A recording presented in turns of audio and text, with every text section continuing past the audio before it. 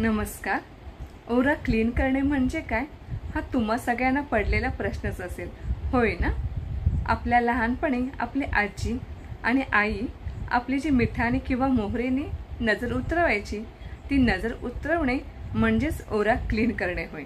तर आज आपण नव्याने ओरा कसा क्लीन करायचा ते पाहून घेऊया. आपल्या रोजच्या आंघोळीच्या पाण्यात 3 मूठ जाडे मीठ घालून त्या पाण्याने आंघोळ करण्याने आपला ओरा क्लीन होतो.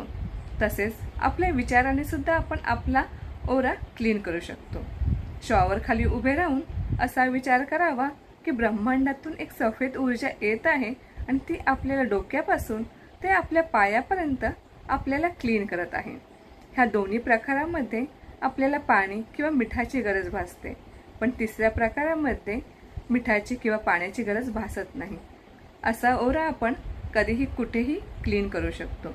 त्यासाठी आपण आपल्या हाताचा असा कप शेप बनवावा आणि आपले हात होईल तेवढे वरती नेऊन अशा प्रकारे हात हळूहळू खाली आणून हे हात अगदी पायापर्यंत अशाच प्रकारे न्यावे आणि ही ऊर्जा, आपल्या शरीरातील निगेटिव्ह ऊर्जा धरती माता आपल्याकडे खेचून घेत आहे असा विचार करावा. असे आपल्याला 3 टाइम करायचे आहे. सेम कप शेप बनवायचा आणि एक विचार मनात आणायचा की आपल्या शरीरातली निगेटिव्हिटी जेवढी आहे ती सगळी ही धरती माता खेचून आपल्याकडे घेत आहे. असे आपल्याला 3 टाइम करायचे आहे. कप शेप करून सेम प्रोसेस तिसऱ्यांदा करायची आहे. अशा प्रकारे आपण आपल्या शरीरातली जेवढी पण निगेटिव्हिटी आहे, जो पण विचारांचा कचरा आहे, तो सगळा धरती मातेने तिच्याकडे घेतला आहे. पृथ्वी मातेने आपल्या मनातील, विचारातील आणि ओरामधली सगळी निगेटिव्हिटी तिच्याकडे घेतली आहे.